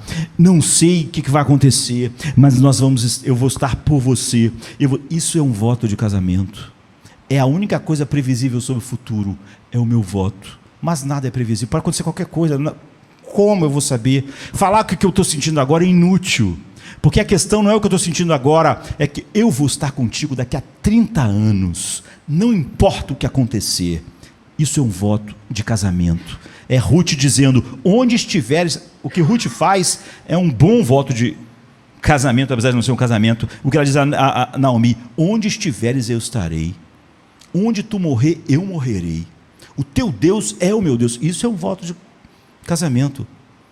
Não é? Você vê que ela está falando sobre o futuro. Onde você vai morrer, não sei, mas eu vou morrer lá contigo. Onde você estiver, não sei se vai ser um lugar horrível, mas eu vou estar contigo. Você vê, a única previsibilidade é a promessa. Voto de casamento é isso. É a única coisa certa sobre o futuro. Eu estou aliançado com você até o fim. Assim são as promessas de Deus. No fundo do seu coração você sabe que nunca mereceu nenhuma bênção de Deus. Suas promessas são intencionadas para te levar à admiração. É incrível como um Deus pode dizer que Ele vai operar tudo para o meu bem. Não importa o que aconteça. Eu estou impressionado com o número de cristãos com os quais eu me encontro, que estão em algum estado de paralisia espiritual, fraqueza espiritual, debilidade espiritual, porque simplesmente eles não creem na promessa de Deus. E não creem na promessa de alguém, é não creem naquela pessoa. Quando você crê na promessa, você não está olhando o que está acontecendo agora, você está olhando para o futuro, tudo vai estar bem. Deus fala: não temas, eu sou contigo, não te espante, eu te ajudarei, eu serei o seu Deus, eu te sustentarei com a minha destra fiel. A pessoa não acredita. Pelo fato de não mais crer nas promessas de Deus, eles não têm mais razão para continuar obedecendo a Deus, que te chama como um dos seus filhos. Você para fazer coisas muitas das vezes difíceis no mundo caído. Quando a dúvida substitui no coração a beleza de Deus, a beleza da sua fidelidade nas suas promessas, isso destrói toda a disciplina da vida cristã. Por que eu vou ter que ser fiel se eu não tenho certeza do que vai acontecer? Não é? Seus problemas, não é que a vida é difícil, a vida de todo mundo é difícil. Seu problema é que você perdeu o seu espanto, seu para as promessas de Deus. Nunca te deixarei, nunca te abandonarei. Quando passares pelas águas, eu estarei contigo. Quando passares, você abandonou as promessas, as quais antes deviam motivar. Eu já contei uma história aqui de duas pessoas diferentes que você mandasse trabalhar numa mina escura, tinha que ficar um ano inteiro na mina sem sair da mina. A um você prometesse: quando você sair da mina, você vai receber 10 milhões de reais. E a outro você dissesse: olha, você vai receber um salário para sustentar a sua família, fica na mina. O que aconteceria? Duas pessoas do mesmo trabalho, na mesma mina escura, um ia ficar assobiando, porque ele está pensando, 10 milhões de reais, um ano só na mina, depois 10 milhões de reais, todos os meus problemas vão estar resolvidos. Já o outro ia estar deprimido, porque ele ia ficar pensando, cara, trabalho nessa mina horrível, tudo escuro, um salário que não é grande coisa, e talvez esse reclamão ali, por causa do salário dele, desse desanimado, ele nunca ia entender porque que o outro trabalhava assobiando. Não é? Por causa da promessa. Por causa da promessa que está diante de nós. Você se mantém com esperança e coragem. Você está espantado com a promessa de Deus. Todo dia você pega uma delas e pressiona no seu coração, até você sentir um ó, igual o apóstolo Paulo. Então, isso mata a reclamação. Ou você caminha na areia movediça de questionar a confiabilidade de Deus. Então, você vive afundando. Afundando. Em terceiro lugar, Deus está no controle. Eu acho que as pessoas falam muito essa frase em enterro, assim, para os outros. Deus está no controle. Aí se o pneu dela do carro furar na hora que ela sai do cemitério, começa a reclamar. Quer dizer, estava com controle na morte do outro. Mas nela, ele devia pensar, Deus quis que o pneu furasse, vamos trocá-lo? Não, aí ele começa a reclamar, ele fica irritado. Aquele cara que estava dizendo para o outro que perdeu o pai, perdeu a mãe, perdeu o irmão, que Deus estava no controle. Não é? Se no fim, saída do cemitério ele dá uma topada, ele começa a reclamar. Esse é um lugar fundamental, importante para você apoiar seu senso de espanto, de maravilha. Em certo sentido, todas as perguntas dependem dessa. Não faria nenhuma diferença positiva na vida se Deus fosse bem intencionado, tivesse grandes planos, mas não controlasse nada. Não é? A promessa de Deus são tão confiáveis quanto a extensão do seu controle. Se o controle de Deus tivesse algum limite, então a promessa dele também teria. As pessoas falam, o livre-arbítrio, o problema do homem é o livre-arbítrio. Olha, se o livre-arbítrio fosse algo, como dizem, que impede Deus, então não tem como confiar na sua promessa. Um monte de gente pode contrariar Deus e ele não vai poder fazer nada. Mas o fato é que ele controla tudo. Ele controla Faraó, controla Pilatos, controla tudo. Todas as pessoas, todas as coisas, todos os homens, sem exceção. Ele só pode garantir que fará alguma coisa porque ele tem um controle absoluto. Que bem executará o poder de Deus ou a intenção de Deus se ele não tem um controle sobre tudo? Não trará nenhum consolo para nós. Tem gente que fala assim, eu tive um ministério muito longo, mas eu tive uma doença e vou morrer. Então você não tinha um ministério muito longo. Porque é ridículo você imaginar que Deus tinha um ministério longo para você e você vai morrer amanhã. Ou tive um ministério longo, mas ninguém me ajudou, nunca alcancei. Como assim? Deus estava querendo algo, mas ele encontrou um impedimento no meio do caminho. Sim, todo o consolo das perfeições admiráveis de Deus dependem do controle soberano dele sobre todas as condições, todas as coisas e todas as pessoas. Se ele diz que Davi vai ser rei, o fato de Saul não concordar não faz a menor diferença. Vai ser na hora, no tempo que ele decidiu. E o fato de Saul não querer, não vai impedir, nada vai impedir. Porém, aqui está o problema. Superficialmente, seu mundo não parece estar sob controle. Você diz assim, esse que é o problema da pessoa. Deus está no controle, mas o mundo não parece estar sob controle. Sabe? Na verdade, algumas vezes, ele parece estar totalmente fora de controle. Isso nos leva de volta exatamente ao mesmo ponto em que a gente esteve com a outra pergunta. Você deixará a sua interpretação das circunstâncias dizer quem Deus é e vai ficar impressionado com o controle dele, ou você vai deixar o que está acontecendo dizer para você, não sei muito se Deus está no controle. Veja, as pessoas que vivem em temor, elas não acham que Deus está em controle, elas podem dizer, mas a sua teologia funcional está dizendo outra coisa. E se? E as que têm dificuldade para desligar a mente quando vão para a cama dormir, não tem um problema quanto às circunstâncias, não tem. Todos temos problemas com circunstâncias. Paulo na cadeia tinha. Eles têm um problema de espanto, de admiração, de eles ao olhar para Deus, eles não veem que controle perfeito Deus tem sobre tudo, profundidade das riquezas. Eles não têm isso.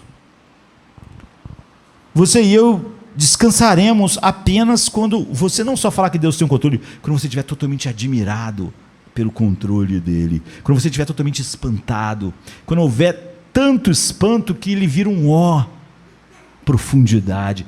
Quão insondáveis são seus juízos? Quem pode parar a mão de Deus? Pessoas que se preocupam em estar no controle não têm primariamente um problema de poder. Não, o problema dela não é de poder. Uma pessoa muito apegada ao poder. Eles têm um problema de admiração ao controle soberano de Deus. A ausência de admiração pela soberania de Deus leva você a tentar estabelecer a paz, a segurança pessoal. Foi o que Israel fez. Vamos estar mais seguros não entrando. Vamos estar mais confortáveis não entrando. Vamos estar numa situação melhor não entrando. Eles não acreditavam. Eles podiam, na hora das perguntas das reuniões, dizer que Deus controlava tudo, que era soberano. Mas eles não acreditavam. Você não só tem que acreditar, você vê na sua declaração, tem que haver um espanto, um ó profundidade da soberania de Deus, ó profundidade da bondade de Deus, ó profundidade das promessas de Deus, ó profundidade da justiça de Deus, no que diz respeito àquela história do pai lá. E quanto a você, a admiração pela infinita soberania de Deus já te libertou da sua necessidade de controle? Você diz: eu só quero segurança, eu só quero previsibilidade, eu só quero estar no controle. Em quarto lugar, Deus tem o poder necessário. Como você calcula o poder de Deus? Como a gente mede? Que fita a gente tira para medir quão poderoso Deus é? Como você calcula o poder de Deus? Como pode pobres mentes limitadas calcular o poder de Deus? Paulo diz: quem conheceu? Ele já tirou a mente dele de toda a base de cálculo, não é? São insondáveis. As Escrituras nos dizem que Deus vem até nós com o mesmo poder que ressuscitou Cristo dentre os mortos. O mesmo poder que ressuscitou Cristo dentre os mortos opera em mim. Aí eu digo: não, esse problema que eu tenho aqui, essas cicatrizes do tempo que papai fez, Deus não pode fazer nada sobre isso, porque isso aqui é maior do que ressuscitar Cristo dos mortos. Mas essa pessoa diz que acredita que o poder de Deus ressuscitou Cristo dos mortos. Você vê, não há um problema nela psicológico, final na alma. Há um problema de admiração ao poder de Deus. Há um problema nela de estar, o poder que ressuscitou Cristo dos mortos opera em mim. O próprio poder que tirou Cristo das garras da morte. Que poder é esse? O poder que, ao tirar ele da morte, justificou todos os eleitos. Que poder é esse? Eu nunca ia pegar uma coisa para botar diante desse poder e ficar com ó para a coisa e não para o poder. Eu ia estar maravilhado. Poder, ó profundidade do poder que tirou Cristo da morte. Essa é a definição de poder supremo. Ou seja, eu acredito num Deus que age hoje dessa forma, e não de formas ridículas. Quase sempre, quando alguém diz assim para mim: olha, eu acredito que Deus age hoje, sempre é uma bobagem. É óbvio que nós acreditamos. Deus está dirigindo soberanamente cada coisa do universo. Ele está agindo poderosamente em cada pardal que cai. Ele está agindo em cada homem que entra no inferno hoje, e cada homem que é chamado do império das trevas. O poder dele, a grandeza dele está agindo de todas as formas. Eu acredito que Deus age hoje. É óbvio, mas o que essa pessoa está dizendo são um monte de bobagens místicas. Se Deus quisesse, poderia escrever, ele pode se revelar como quiser, pode mesmo, ele podia amanhã alinhar os planetas e escrever a palavra Jesus no céu, mas ele não vai fazer. Não é porque ele não pode, é ridículo. Eu creio que amanhã ele pode botar Marte, Júpiter, tal, e escrever Jesus no céu. Então, isso é uma bobagem. Ele pode até acabar com o mundo e fazer outro com a sua palavra. Deus precisa do nada para criar um universo. Ele pode, mas ele não vai fazer. Não é assim que nós mostramos que ele é impressionante. Nós mostramos que ele tem um ó na nossa vida quando nós olhamos para a sua revelação em Cristo, e isso gera em nós um espanto que muda tudo em nossas vidas, como nós encaramos as situações. Que definição seria melhor para poder supremo do que a capacidade de fazer com que uma pessoa morta ressuscite? Pior, uma pessoa que está carregando a culpa de milhões que merecem continuar no inferno. Não há uma situação em que o ser humano esteja mais impotente do que a morte, e ainda mais essa morte. Se você já venciou a morte de um ser amado, queridos, é terrível. A última vez que eu vi minha mãe, ela estava em coma. E eu conversei com a minha mãe sem ela responder. Isso é muito triste. Depois de tantos anos, você desejava então trocar pelo menos umas últimas palavras? Ouvi-la dizer, eu te amo pela última vez? Desejar dizer isso, não é? Desejar que ela apertasse minha mão? Ou sentisse eu apertar a mão dela? Porém, ela não estava mais, eu nunca mais veria ela dizer palavra nenhuma. Nós somos totalmente impotentes diante da morte. O poder de Deus é tão grande que Ele governa a vida e a morte. E aqui está o que importa. Você só terá paz diante das fraquezas, falhas, debilidades, inabilidades, das coisas do conforto, daquelas coisas que o Israel queria, se você tiver tomado de um espanto a respeito de Deus, Paulo era um homem cheio dessas coisas, mas é um homem que teve o maior de admiração por Deus que esse mundo já viu. Você se disporá a fazer coisas que não tem habilidade natural para realizar, somente quando reconhecer que o poder impressionante de Deus está em você. Em vez de você dizer assim, isso aí que o Evangelho está falando, eu não posso, porque o meu coração, você sente que você pode fazer qualquer coisa. O quê? Um homem sozinho pode ir lá e dizer para Faraó, solta os escravos. Isso é ridículo. Então, mas Deus mandou, Ele falou, a promessa dele não pode falhar, nem o propósito dele. Parece ridículo mesmo, parece que o cara vai mandar me matar no primeiro dia, eu não tenho nenhuma força. Então não fale sobre forças com Deus. Estar impressionado, espantado pelo poder de Deus produz coragem na fraqueza. Eu não preciso que Deus me faça com grandes músculos, fortão para me sentir confiante. Eu sinto força na fraqueza, por causa da admiração, do poder, a admiração, o espanto, pelo poder de Deus capacita você a admitir os seus limites e dizer, nós vamos atravessar o rio, nós não vamos ficar com medo, nós não estamos com medo. Caleb, que Deus disse que ele ia entrar, ele disse, os nossos inimigos são como pães e nós vamos devorá-los. Ele pediu Hebron, que tinha os maiores gigantes. Ele disse, eu quero aquela montanha dos gigantões. Você vê, os mais fortes, porque Deus disse que ia nos dar. Então não importa se os caras são grandes ou pequenos, vocês estão com medo dos grandes? Deixe os grandes para mim. 40 anos depois, só ele entrou com 80 anos, né? Sabe o que ele disse? Olha, eu ainda quero aquela montanha. A montanha que eu quero é a dos gigantes. E eu vou subir lá. E Caleb subiu, lutou e venceu, como Deus disse que ele faria com 40 anos de idade. Agora ele fez isso com 80. Ainda fez. Eu avanço para o que é maior do que eu, porque eu sei que aquele que está comigo é muito maior do que qualquer outra coisa. E eu estou tão espantado com o tamanho de Deus, que eu não estou murmurando sobre o tamanho das coisas que estão vindo. E quanto a você, quanto do que você tem feito é produzido pelo medo ou pela fé? Com qual frequência você está paralisado pela sua fraqueza? Dizer que é fraco é chover no molhado, todo mundo é. A questão é dizer, quando eu sou fraco, então eu sou forte. Não é, eu não vou ser fraco, nós somos fracos.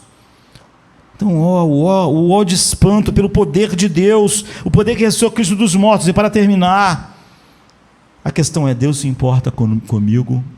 Israel achou que Deus queria deixar eles morrer. Talvez essa seja a pergunta com a qual estamos mais familiarizados, não é? Com toda a nossa idade, nós sempre vamos perguntar, será que Deus realmente se importa? É a pergunta feita por pessoas exaltas num dia muito difícil com seus filhos, é uma pessoa feita solitária porque não casou, o homem que acabou de perder o emprego, e a pergunta que infelizmente deixou a igreja perder o seu caminho, sabe? Eu sou pastor, não está acontecendo as coisas como eu achava, meu ministério, será que Deus se importa? E a pergunta de quem está sofrendo a velhice, a debilidade do seu corpo. Você já leu a Bíblia? Isaac ficou cego quando ficou velho, e o homem que mais fez milagres sem ser Jesus, Eliseu, ficou doente e morreu. Anos depois jogaram um cara morto na sepultura dele e o cara ressuscitou. É o que você pergunta quando você vê a cultura à sua volta desumanizando, essa cultura horrível. Será que Deus se importa? E ele me fez saber que tudo que Ele é por mim.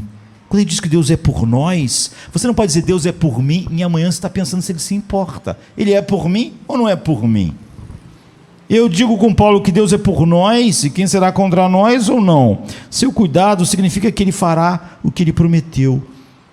Já o seu cuidado significa que Ele vai exercer o seu controle sobre a minha vida. Seu cuidado significa que Ele vai me libertar com o seu poder admirável dos inimigos muito mais fortes do que eu. E o meu espanto pelo cuidado de Deus permite eu abraçar com esperança as situações mais difíceis e que para o mundo seriam desesperadoras. A Bíblia nunca debate o cuidado de Deus, ela só declara: Deus cuida dos que são seus. Eles são a menina dos seus olhos. Ela confronta você com a natureza generosa de Deus. Ele supre como um pai amoroso. Ele é o amigo totalmente fiel. Ele é aquele que é mais chegado que um irmão. A Bíblia vai empilhando, vai empilhando. Ele é o único que nunca vai te deixar, não vai te deixar. É o único que nunca vai te abandonar. É o único que vai atravessar contigo o rio da morte. Isso é o único. Ele é o único que nunca envia você sem ir junto com você. Onde Ele te enviar, Ele estará junto. Ele é o mesmo protetor, guia, defensor, mestre, salvador, médico de Paulo, de Moisés e meu. Ele nunca zomba das minhas fraquezas. Ele me fortalece. Ele nunca usa o meu pecado contra mim. Ele me perdoa, mas me disciplina. Ele nunca desiste, nunca fica tão exausto que gostaria de se livrar de mim.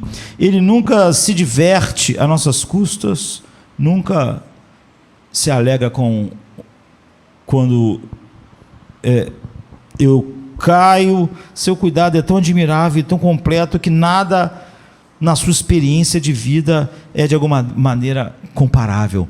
Ele cuida. Isso deveria gerar o que em nós? Um ó. E quanto a você tem atravessado tempos de desapontamento, reclamação, porque questionou o cuidado de Deus? O nível da nossa esperança está diretamente relacionado ao nível do nosso do nosso senso de estar maravilhado com Deus. Quando nós estamos maravilhados, Paulo está exatamente por isso. Como Ele pôde nos salvar assim em Cristo? Como Ele pôde fazer tudo que Romanos de 1 a 11 diz? O nível da nossa esperança está diretamente relacionado a isso. Espanto para com cada beleza de Deus. Assim, cada palavra dita em reclamação, cada murmúrio é teológico. Nosso problema não é que a vida boa nos abandonou. Ninguém nesse mundo tem finalmente uma vida boa no sentido em que as pessoas querem dizer: nós vivemos num deserto, que as pessoas têm falhado conosco. Não é por isso que você é amargo, está reclamando, e porque a vida é difícil. Todas essas coisas acontecem conosco porque simplesmente você já devia ter percebido: nós vivemos num mundo caído. E se nosso contentamento depende de que esse mundo seja fácil, confortável e agradável, você não vai estar satisfeito nunca. Tu tem que estar satisfeito num ó para com Deus, porque esse mundo nunca vai ser como você achou que ele devia ser. E você já devia ter percebido que você não merece um mundo melhor. Você está recebendo uma salvação incrível.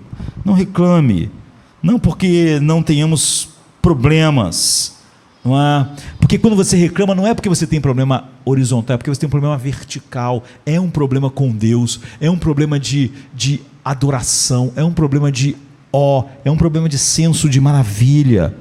Somente quando esse senso vir,